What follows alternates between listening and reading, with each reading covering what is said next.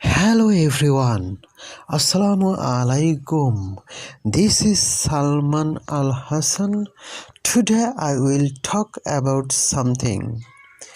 Planning and intention are important, but nothing is achieved without action.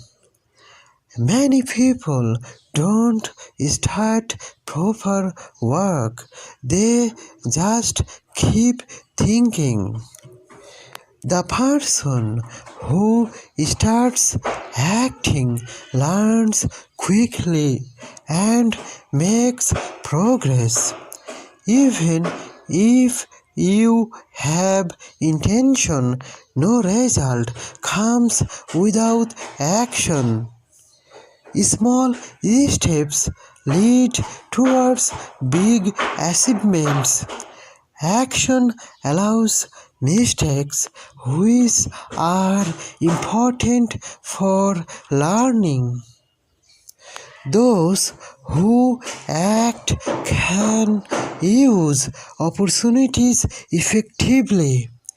Taking action means turning dreams into reality. If you don't do anything today, you won't move forward tomorrow.